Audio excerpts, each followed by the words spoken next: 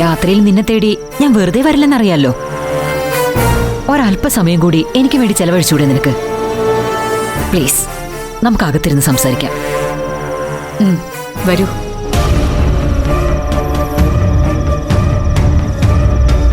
ശിവ,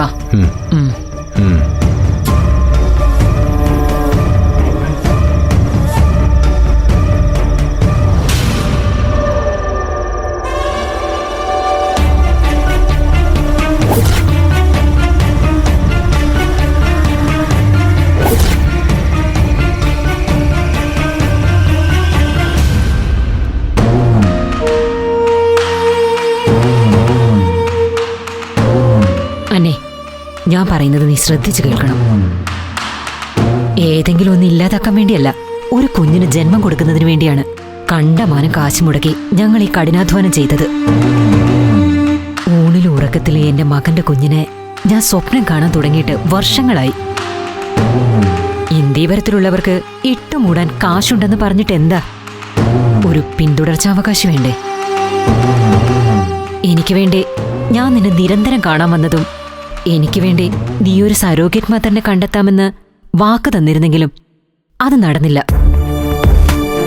ഇന്നിപ്പോ എന്റെ ഭാഗ്യത്തിനാ വിസ്മയ അതിന് തയ്യാറായി എന്റെ മുന്നിലെത്തിയത്.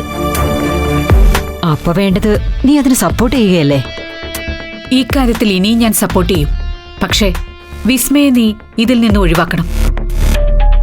അതെല്ലാ അർത്ഥത്തിലും തെറ്റാണെന്ന് തന്നെയാണ് എന്റെ വിശ്വാസം. സോറി. എനിക്ക് നീ പറയുന്നത് പോലെ വിസ്മയുടെ കാര്യത്തിൽ ഒരു കുറ്റബോധവും തോന്നുന്നില്ല. അവള് തയ്യാറാണെന്ന് പറഞ്ഞു. ആവശ്യപ്പെട്ട പണവും ഞങ്ങൾ കൊടുത്തു. എല്ലാം ഓക്കെ ആയതാണ്. അപ്പോഴാ നീ ഇതിന്റെ ഇടയ്ക്ക് കയറി വന്ന് എല്ലാം കൊളവാക്കിയത്. ഇല്ല മഹേശ്വരി, നടക്കില്ലത്. നീ കാശ് കാണിച്ച് അവളെ ട്രാപ്പിലാക്കിയതുപോലെ കാശിന്റെ വലിപ്പം പറഞ്ഞ് എന്റെ തീരുമാനം മാറ്റാമെന്ന് നീ വിചാരിക്കണ്ട.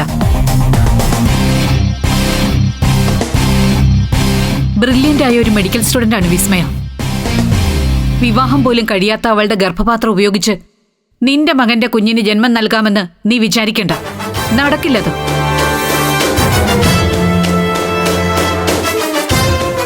കാശ് കൊടുത്ത് എന്തും വാങ്ങാൻ നിനക്ക് സാധിക്കുമെന്ന് എനിക്കറിയാം. പക്ഷേ നീ വിസ്മയവുമായി ഉണ്ടാക്കിയ മനുഷ്യത്വരഹിതമായ കരാർ നിയമപരമായി നിലനിൽക്കില്ലെന്നാണ് എന്റെ പക്ഷം. ഡോക്ടറെ, നിയമത്തിന്റെ നൂലാമലകളൊന്നും പെടാതെ ഞങ്ങൾ നോക്കിക്കോളാം. അതൊന്നും കാണാതെ വിസ്മയ്ക്ക് അത്രയും കാശ് ഞങ്ങൾ കൊടുക്കില്ലല്ലോ. ഏതായാലും ഒരു വാക്ക് ഞങ്ങൾ തരാം. ഈ വിഷയത്തിൽ വിസ്മയ്ക്ക് ഒരു ദോഷവും വരാതെ, പുറം ലോകം അറിയാതെ എല്ലാ കാര്യങ്ങളും ഞാൻ നേരിട്ട് നോക്കി നടത്തിക്കോളാം. സമയമാകുമ്പോ അവൾക്ക് വേറെ കല്യാണം കഴിക്കാമല്ലോ. അത് ഉറപ്പാണ്. വേണ്ട ശിവ, മതി. വിസ്മയുടെ കാര്യത്തിൽ നമ്മൾ കൂടുതൽ സംസാരിച്ചിട്ട് കാര്യമില്ല. ആ കുട്ടി അറിയാതെ പെട്ടുപോയതാണ് നിങ്ങളുടെ അടുത്ത്. ഞാൻ അവൾക്കൊപ്പമേ നിൽക്കൂ. ഈ കാര്യത്തിൽ നീ എന്നോട് വാശി പിടിക്കരുതെന്നാ. ഏതോ ഒരു പെൺകുട്ടിക്ക് വേണ്ടി നീ എന്റെ മനസ്സിനെ മുറിവേൽപ്പിക്കരുത്, പ്ലീസ്. അവൾ എനിക്ക് ഏതോ ഒരു പെൺകുട്ടിയല്ല. അവളെ രക്ഷിക്കാൻ വേണ്ടി ഞാൻ ഏതറ്റം വരെയും പോകും. അവൾ എനിക്ക് എന്റെ മകളെ പോലെയാ. No more discussion please. You may go now. ശരി, എന്നാലും ചോദിച്ചോളെ.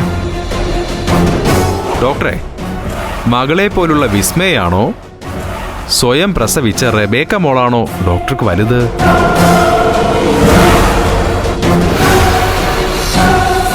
പകൽ ഇവിടെ നിന്ന് ഇറങ്ങിയ റെബേക്ക മോള് ഇതുവരെ തിരിച്ചു വന്നില്ലല്ലോ. അപ്പൊ മകളെ തിരിച്ചു കിട്ടട്ടെ ഡോക്ടർ മമ്മിക്ക്. മൈ ഗോഡ്, എന്റെ റെബേക്ക മോൾ എവിടെയാ? മഹേശ്വരി, നീ എവിടെ? ശിവ, അന്നയുടെ റെബേക്ക മോൾ എവിടെയാണെന്ന് നീ തന്നെ ഒന്ന് പറഞ്ഞു കൊടുക്ക്. ശരി, ഡോക്ടർക്ക് മോളെ കാണണമെങ്കിൽ കാണിച്ചു തരാം ഞാൻ. നോക്കാം.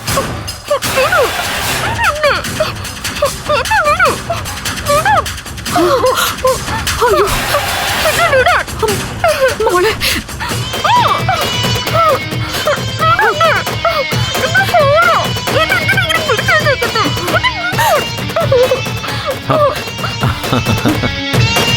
മഹേശ്വരി, എന്റെ മോളെ ഇതെവിടെയാ ബന്ധിയാക്കിയിരിക്കുന്നത്? നീ അവളെ ഒന്നും ചെയ്യരുത് പ്ലീസ്. ഒന്നും ചെയ്യില്ല. പക്ഷേ നീ വിസ്മയുടെ കാര്യത്തിൽ ഇടപെടരുത് എന്നൊരു കരാറാണ് എനിക്ക് വേണ്ടത്. അവളെ എനിക്ക് വിട്ടുതന്ന ഇന്ന് രാത്രി തന്നെ റബേക്കയെ നിനക്ക് ഞാൻ വിട്ടുതരും. ഇനി പോലീസിനെ വിളിച്ച് പ്രൊഫസറുടെ അധിപൂതി കാണിച്ച അവളെ ജീവനോടെ ആയിരിക്കില്ല കിട്ടുന്നത്. അതാണ് എനിക്ക് നിന്നോട് പറയാനുള്ളതും. മോളെ വേണോ മോളെപ്പോലുള്ളവളെ വേണോ എന്ന് ഡോക്ടർ തീരുമാനിക്കും. തീരുമാനം അറിയിക്കാൻ 1 മണിക്കൂർ സമയമുണ്ട്. നീ പിന്നെ എന്നെ വിളിച്ചാ മതി. ശിവ, പോവാം. പോട്ടെ.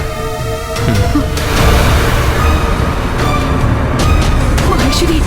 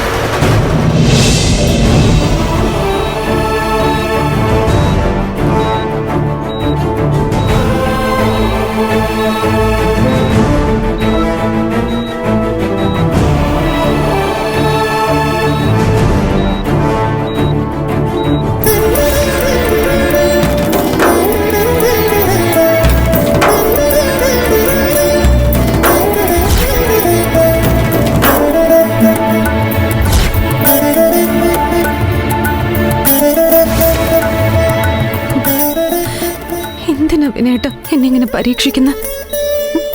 ഏട്ടനെ പോലെ തന്നെ ഞാനും എന്നും കുടുംബത്തിന് വേണ്ടിയല്ലേ പ്രവർത്തിച്ചിട്ടുള്ളൂ.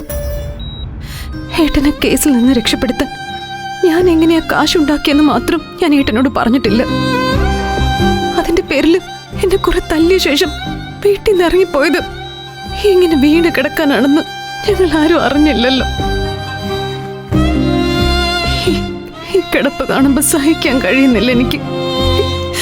ദൈവം കണ്ണു തുറന്നു എന്നെ വിസ്മയാന്ന് വിളിക്ക്. ഞാൻ എല്ലാ സത്യവും തുറന്നു പറയാം.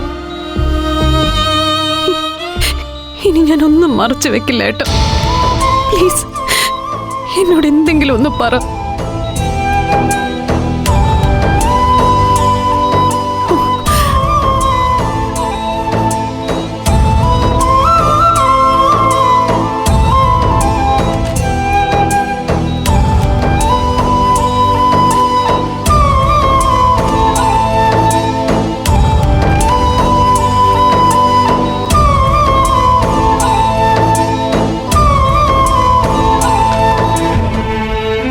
ഡോക്ടർ, ഞാൻ പറഞ്ഞിരുന്നില്ലേ, ഇതാണ് വിസ്മയ. പ്രൊഫസർ അന്ന കുര്യന്റെ സ്റ്റുഡൻ്റാണ്. ഇത് വെല്ലൂർ മെഡിക്കൽ കോളേജിലെ neuro surgical department head doctor Tharakan. നമസ്കാരം. നമസ്കാരം. വിസ്മയുടെ ബ്രദറിന് സിവിയർ ഇഞ്ചുറിയാണ് ഹെഡിന് പറ്റിയത്. തലച്ചോറിൽ ബ്ലീഡിംഗ് നിന്നിട്ടില്ല. എന്ന് വെച്ചാൽ ഇന്റേണൽ ഇഞ്ചുറി സീരിയസ് ആണെന്നർത്ഥം. ബ്രെയിനിൽ ബ്ലീഡിംഗ് ഉണ്ടായാൽ EDH അഥവാ എക്സ്ട്രാ ഡ്യൂറൽ ഹെമറേജ് എന്ന് പറയും. ബ്രെയിനിലെ ബ്ലീഡിങ്ങിന്റെ വോളിയം 30 ml കൂടിയാൽ ബ്രെയിൻ ഒരു വശത്തേക്ക് ചുരുങ്ങിപ്പോകും. അതിനു മുമ്പ് സർജറി ചെയ്തേ പറ്റൂ, അല്ലെങ്കിൽ ആപത്താണ്. സർജറി ഇന്ന് തന്നെ ചെയ്താൽ അത്രയും നല്ലതെന്ന് ഞാൻ പറയും. ഇടയ്ക്ക് ഒന്നുകൂടി പറയാം, സർജറി ചെയ്താലും പേഷ്യന്റിനെ നോർമൽ ലെവലിലേക്ക് കിട്ടാനുള്ള സാധ്യത 50-50 ആണ്. അതും പ്രത്യേകം ഓർമ്മിക്കുന്നത് നല്ലതാണ്. 1-2 മെഡിസിൻസ് പുറത്തുനിന്ന് വരുത്തേണ്ടതുണ്ട്. ഞാനിപ്പോ വിസ്മയെ പറഞ്ഞ് പേടിപ്പിക്കുകയല്ല. എങ്കിലും അറിഞ്ഞിരിക്കേണ്ട കാര്യം, ഈ സർജറി അല്പം എക്സ്പെൻസീവ് ആണ്. ഇനിഷ്യലി സർജറി അല്ലാതെ ഒരു ട്രീറ്റ്മെന്റും പേഷ്യന്റിന് ചെയ്യാനില്ല. അതാണ് ട്രീറ്റ്മെന്റിന്റെ നെക്സ്റ്റ് സ്റ്റെപ്പ്. ഒരു കാര്യം കൂടെ ഓർമ്മിച്ചോളൂ, സർജറിക്ക് വൈകുന്ന ഓരോ മണിക്കൂറും അത് സർജറിയുടെ റിസൾട്ടിനെ ബാധിക്കും. എത്രയും പെട്ടെന്ന് ചെയ്യുന്നതാണ് പേഷ്യന്റിന് നല്ലത്. 2 ദിവസം ഡോക്ടർ തരകൻ ഇവിടെ കാണും. നാളെ തന്നെ സർജറി ചെയ്യാൻ പറ്റിയ അതാണ് നല്ലത്. എത്ര എക്സ്പെൻസീവ് ആവും ഡോക്ടർ? അത് പറയാൻ പറ്റുമോ? അപ്രോക്സിമേറ്റ്ലി എബോവ് 45 lakhs വരും. ബിറ്റ്വീൻ 48-50 എന്ന് കരുതിക്കോളൂ.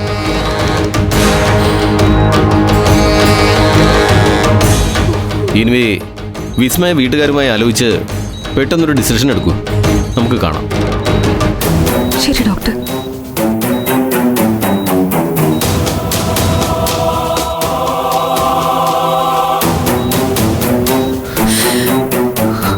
$48-50 ലക്ഷം രൂപ. ഞാൻ എവിടെ പോകും ഏട്ടാ?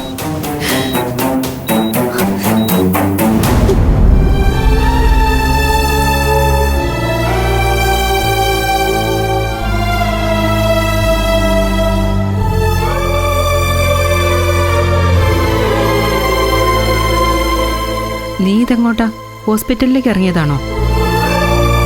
വിസ്മയ അവിടുന്ന് തിരിച്ചു വരും. ഒരാള് വിനേട്ടന്റെ അടുത്ത് വേണ്ട എപ്പോഴും. മോള് രാത്രിയിൽ തനിച്ചു പോവോ? വിസ്മയ രാത്രിയും പകലും നോക്കാതെയല്ലേ ഓടുന്നേ. പിന്നെന്താ മറ്റുള്ളവർക്ക് പോയാല്? അത് ശരിയാ. മുന്നിൽ ഒരു വഴിയും കാണാത്തവർക്ക് രാവും പകലൊന്നും വ്യത്യാസമൊന്നും ഉണ്ടാവില്ല. അതിനിപ്പോ അവിടെ ചെന്നാലും വെറുതെ വിനേട്ടനെ കണ്ടോണ്ടിരിക്കാന്നല്ലാതെ ആർക്കൊന്നും ചെയ്യാനില്ലല്ലോ. അതെ, അതും ശരിയാ. സർജറി നടന്നാലേ എന്തെങ്കിലും പ്രതീക്ഷിക്കാനുള്ളൂന്നല്ലേ ഡോക്ടർ പറഞ്ഞത്? ഇതിപ്പോ 48 ലക്ഷം രൂപയൊക്കെ നമ്മൾ എവിടെ നിന്നുണ്ടാക്കാനാ? സത്യം പറഞ്ഞാ ഇങ്ങനെയുള്ള സമയത്താ ഭാര്യ വീട്ടുകാരുടെ സഹായം വേണ്ടത്. പറഞ്ഞിട്ടെന്താ, ആ ഭാഗത്തുനിന്ന് വിനേട്ടൻ 5ന്റെ സഹായം കിട്ടാനില്ലല്ലോ. അതാ പ്രശ്നം. വിമലേ, നീ ഒന്ന് നാവടക്കി വെക്കേ. എന്തിനാ ഇങ്ങനെ അനാവശ്യമൊക്കെ സംസാരിക്കുന്നേ? എന്തനാവശ്യം? ഞങ്ങൾക്ക് 3 ആൾക്കും കൂടി ഒരേ ഒരു ഏട്ടനാ. 10 പൈസയുടെ ഗതിയില്ലാത്തടത്തുനിന്ന് കല്യാണം കഴിച്ചോണ്ടാ ഏട്ടൻ ഇങ്ങനൊരു അവസ്ഥ വന്നത്. എന്റെ കല്യാണം കഴിഞ്ഞിരുന്നെങ്കിൽ ഞാനെങ്കിലും എന്തെങ്കിലും ഒരു വഴി കാണുമായിരുന്നു. ഇപ്പോ ആ വഴി അടഞ്ഞടക്കല്ലേ. വിമലെ, മതി. ഇങ്ങനെയുള്ള അവസരങ്ങളിലല്ല ചങ്കിക്കുത്തി സംസാരിക്കുന്നത്. സാരമില്ലമ്മേ, പറഞ്ഞോട്ടെ. വിമല പറഞ്ഞത് 100% ശരിയാ. ഒരു പാരസിറ്റമോൾ വാങ്ങിത്തരാൻ പോലും ഗതിയോ പരഗതിയോ ഇല്ലാത്തൊരു കുടുംബത്തിൽ നിന്നാ ഞാനീ വന്നിരിക്കുന്നത്. പക്ഷെ എനിക്കെന്റെ വിനയേട്ടനെ വേണം. അതിനി എന്റെ മുമ്പിൽ ഇപ്പൊ ഒരു വഴിയേ ഉള്ളൂ. നമ്മുടെ ടെക്സ്റ്റൈൽസ് വിറ്റിട്ടും വിനയേട്ടന്റെ ചികിത്സ നടത്തണം, അത്ര തന്നെ. ഏയ്, അതൊന്നും നടക്കുന്ന പ്രശ്നമില്ല. അതുകൂടി കൈവിട്ടു പോയാൽ ഇവിടെ ഉള്ളവർ എങ്ങനെയാ ജീവിക്കുന്നത്? എന്റെ പഠിത്തത്തിന് അതൊക്കെ ശരി തന്നെ. പക്ഷെ വിനയേട്ടനുണ്ടാക്കിയ സ്ഥാപനമല്ലേ അത്? വിനയേട്ടനെ ഇത്തരം ഒരു അവസ്ഥയിൽ രക്ഷിക്കാൻ അത് വിൽക്കുന്നതിൽ എന്താ തെറ്റ്? ആ പറഞ്ഞതിൽ ഒരു ശരിയുണ്ട്. രോഹിണി പറഞ്ഞ പോലെ നമ്മുടെ മുന്നിൽ അങ്ങനെ ഒരു വഴിയേ ഉള്ളൂ. അതൊരു വഴിയല്ല, പെരുവഴിയാ. ഇനി അഥവാ ഉള്ളതെല്ലാം കൂടെ വിറ്റുപറക്കി ചികിത്സ നടത്തിയാലും 50% ചാൻസ് അല്ലേ ഡോക്ടർമാരും പറയുന്നുള്ളൂ. എന്ന് വെച്ച് വിനയന് വേണ്ടി ഒന്നും ചെയ്യാതിരിക്കാൻ പറ്റുമോ നമുക്ക്? അവന്റെ സ്വന്തം ആവശ്യത്തിന് വേണ്ടി ഒരു ബാധ്യത അവൻ ഉണ്ടാക്കിയിട്ടില്ല. അവൻ ചെലവാക്കിയത് മുഴുവൻ നിങ്ങൾ 3 പേർക്കും വേണ്ടിയിട്ടാ. ഈ രോഹിണിക്ക് വേണ്ടിയിട്ട് പോലും അല്ല. അത് നിങ്ങൾ മറക്കരുത്. ടെക്സ്റ്റൈൽസ് ഒന്നും അങ്ങനെ എളുപ്പത്തിൽ കൈമാറാൻ പറ്റില്ല. മാത്രമല്ല, ആ ഇർഷാദിനും അതിൽ കുറച്ച് ഷെയർ ഉണ്ട്. അയാളുടെ സമ്മതം കൂടി വാങ്ങിയാൽ തന്നെ ആരാ പെട്ടെന്ന് ഇത്രയും കാശ് തന്ന അത് വാങ്ങുന്നത്? എന്റെ അഭിപ്രായത്തിൽ ഇതൊന്നും ഉടൻ പ്രാക്ടിക്കൽ ആവില്ലെന്ന് ഉറപ്പാ. മറിച്ച് നമുക്ക് പ്രതീക്ഷിക്കാൻ ഒറ്റ വഴിയേ ഉള്ളൂ. വിസ്മയിച്ച ആ ഹോസ്പിറ്റലുകാരി മഹേശ്വരി മാഡത്തിനോട് കുറച്ചുകൂടി കാശ് അഡ്വാൻസ് വാങ്ങിക്കുക, അത്ര തന്നെ.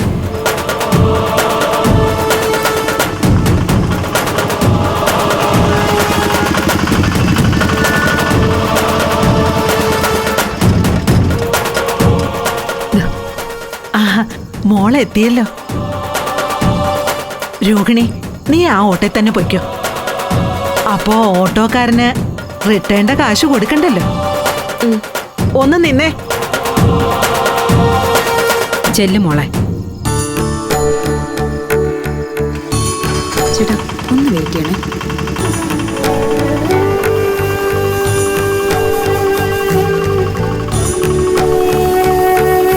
വിനേട്ടന് മാറ്റങ്ങൾ എന്തെങ്കിലും?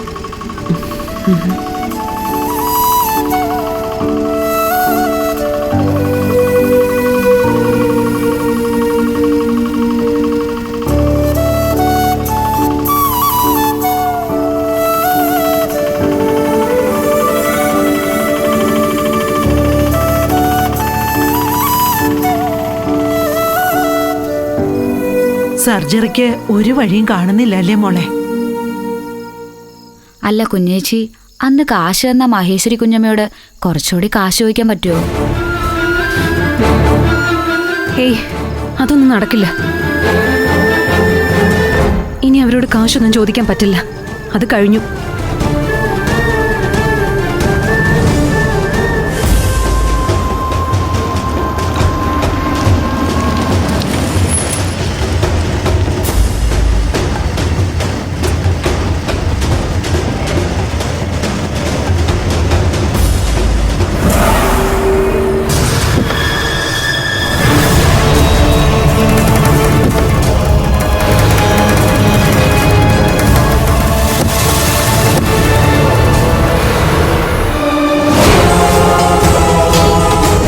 ഞാൻ നിന്നെ പോലീസിൽ ഏൽപ്പിക്കും. ഇതൊരു മുന്നറിയിപ്പാണ്. ഉത്തരവാദിത്തമുള്ളൊരു മുതിർന്ന പൗരന്റെ മുന്നറിയിപ്പ്. ശിവനോടുകൂടെ പറഞ്ഞേക്ക്, ഞങ്ങൾ ഇറങ്ങുന്നു. വിസ്മയ, നീ വാ.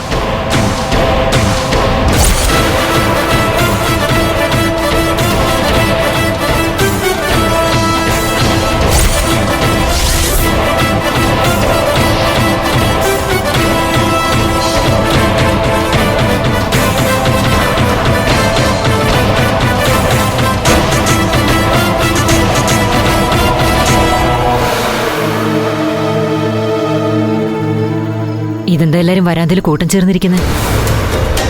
ഏയ്, ഞങ്ങള് വെറുതെ മോന്റെ കാര്യം സംസാരിച്ച്. അറിഞ്ഞു. അതറിഞ്ഞപ്പോ വിസ്മയെ ഒന്ന് നേരിട്ട് കാണാന്ന് കരുതി വന്നതാ ഞങ്ങൾ. വരൂ, അകത്തിരുന്ന് സംസാരിക്കാം. അയ്യോ, അതൊന്നും വേണ്ട. ഇരിക്കാനുള്ള സമയമൊന്നുമില്ല, ഞങ്ങൾക്ക് പോണം. മേഡം ഇപ്പൊ വന്നതും ഇങ്ങനെ കാണാൻ പറ്റിയതും ഒരു നിമിത്തമായിട്ടാണ് എനിക്ക് തോന്നുന്നത്.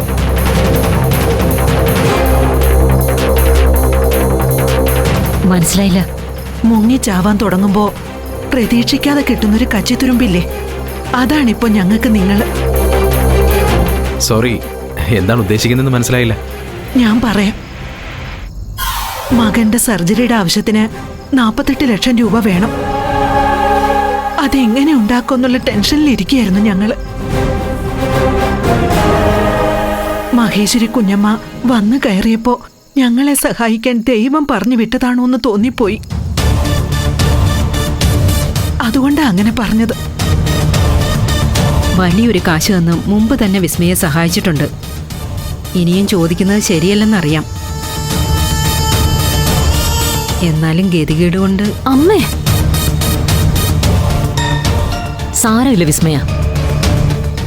അവസ്ഥ ഇങ്ങനെ ആയതുകൊണ്ടല്ലേ. സത്യം പറഞ്ഞ അമ്മയും മുത്തശ്ശിയും എന്നോട് റിക്വസ്റ്റ് ചെയ്യേണ്ട ഒരാവശ്യമില്ല.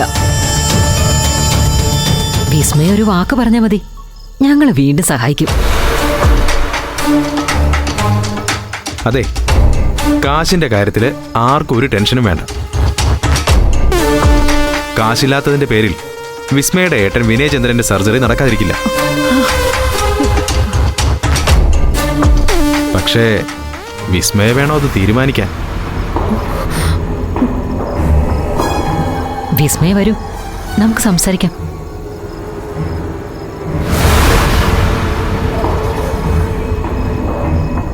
നീ എന്താ മടിച്ചു നിൽക്കുന്നത്? ചെല്ല്.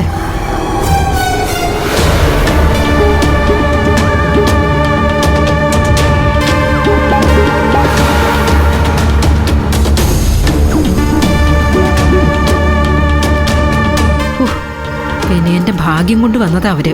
ഇനി എല്ലാം നേരെ ചൊവ്വേ നടക്കും. കൃഷ്ണ ഗുരുവായൂരപ്പ. നോക്ക്, നിന്റെ ഏട്ടന്റെ സർജറിക്ക് കാശ് തന്ന് സഹായിക്കാമെന്ന് ഞാൻ വെറുതെ പറഞ്ഞതല്ല. ഞങ്ങൾ ഇനിയും സഹായിക്കും. അപ്പോൾ അവർ പ്രീവിയസ് എഗ്രിമെന്റ്. പക്ഷെ നിന്റെ തീരുമാനം എന്താണെന്ന് ആദ്യം അറിയണം ഞങ്ങൾക്ക്. എന്റെ തീരുമാനം ഡോക്ടറമ്മ മാഡത്തിനോട് പറഞ്ഞതാണ്.